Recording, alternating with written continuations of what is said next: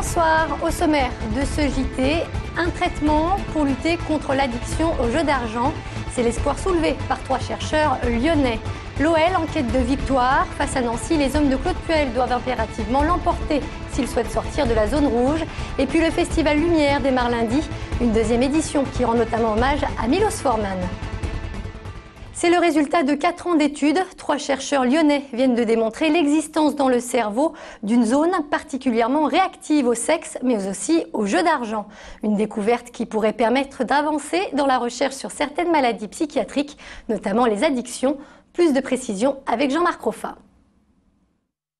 La région qui est la plus en avant ici en bleu réagit spécifiquement aux gains d'argent et la région qui est ici en rouge et orangé réagit spécifiquement aux images érotiques. Au bout de 4 ans de recherche, le Centre lyonnais de neurosciences fait apparaître 2 zones de notre cerveau sensibles d'un côté à l'argent et de l'autre au sexe.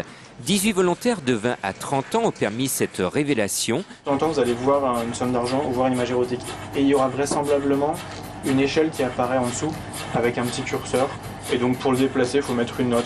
Les femmes n'ont pas été prises en compte dans cette étude. Seraient-elles moins portées sur le sexe et l'argent? Ce n'est pas qu'elle ne marche pas sur les femmes, mais le choix a été fait de faire cette étude sur les hommes.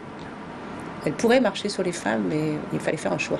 Maintenant, cette découverte lyonnaise pourrait permettre de mieux comprendre et pourquoi pas de soigner certaines de nos dépendances. On s'intéresse notamment à l'addiction et dans la mesure où on a trouvé une région qui semblait répondre spécifiquement aux gains d'argent ou aux images érotiques, on pourrait penser que ces régions sont affectées dans certaines addictions qui concernent spécifiquement l'argent, comme le jeu compulsif.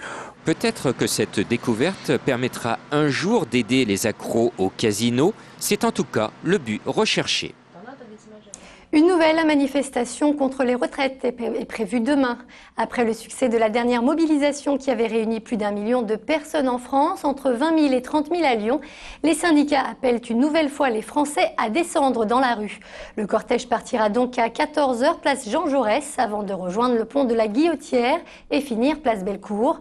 Côté perturbation, les métros et les tramways devraient fonctionner normalement. Attention en revanche au réseau de bus dans le secteur. Certaines lignes pourraient ne pas circuler le temps de la manifestation. Un policier roumain vient d'être installé à Lyon. Il a pris ses fonctions le 21 septembre dernier et est nommé pour 6 mois. Son rôle, apporter une aide et une assistance à la police lyonnaise dans les affaires impliquant des ressortissants roumains. Sa particularité, il exerce en civil, ne dispose pas d'armes et surtout il est dépourvu de prérogatives judiciaires.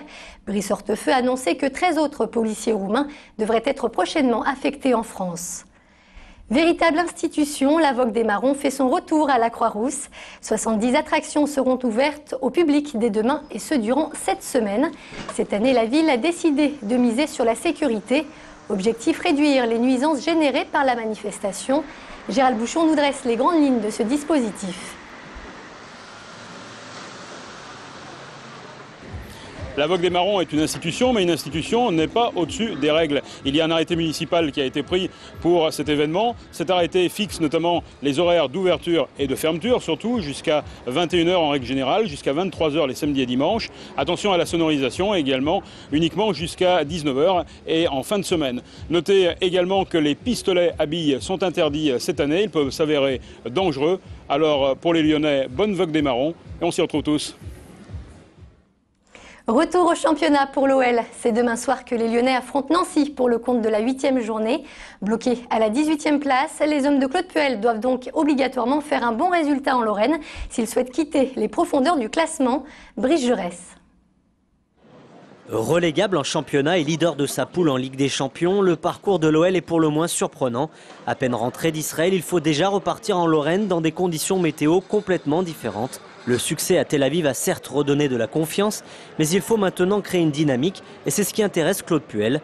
L'entraîneur de l'OL ne se sent pas menacé, il se veut serein. Je ne sais pas si vous m'avez déjà vu paniquer. Je suis obsédé par sur le fait de voir mes joueurs être le plus possible dans la sérénité pour pouvoir s'exprimer, bien sûr. Il n'y a que ça qui m'intéresse. Après le brouhaha qu'il peut y avoir autour, je fais abstraction.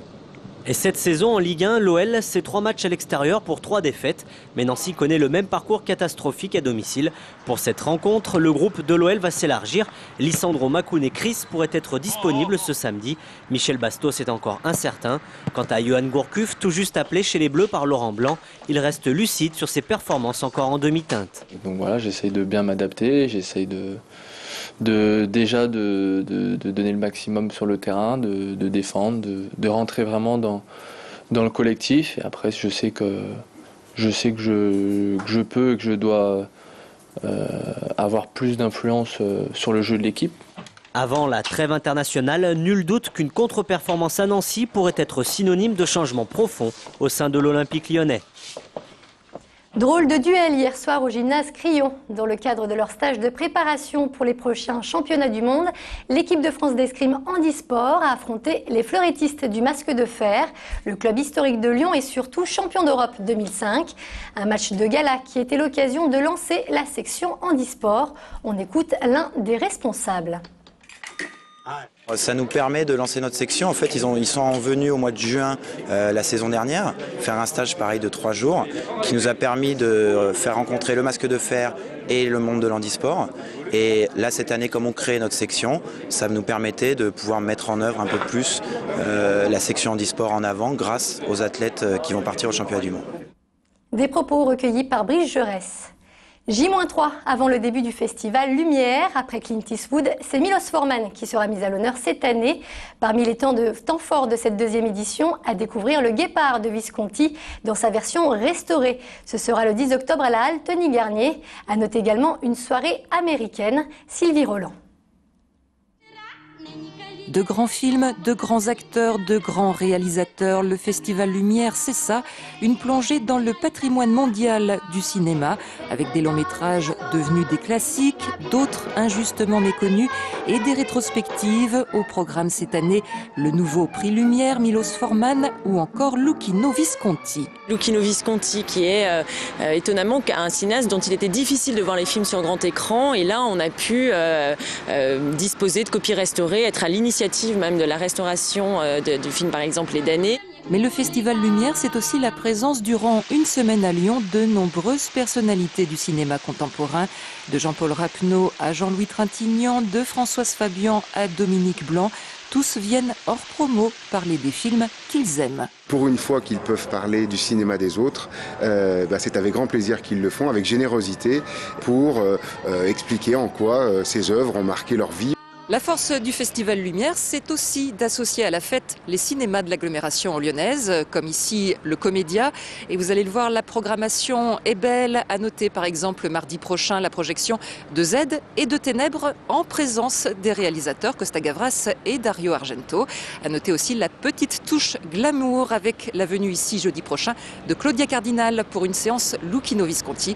Le Festival Lumière, c'est du 4 au 10 octobre prochain. Sur scène, 15 danseurs percussionnistes et une chanteuse. Il s'agit de Ballet des Rouas, le spectacle de clôture de la Biennale de la danse. Une pièce qui retrace l'histoire du Brésil, une histoire faite de nombreux métissages entre capoeira, samba et danse urbaine. Un spectacle plein d'énergie à découvrir jusqu'à dimanche à l'amphithéâtre de la Cité internationale. Voilà pour l'essentiel de l'information. Retrouvez tout de suite toute l'équipe de La Quotidienne. Quant à moi, je vous donne rendez-vous dans une demi-heure pour un nouveau point info, pour un point sur l'information. Excellente soirée sur TLM.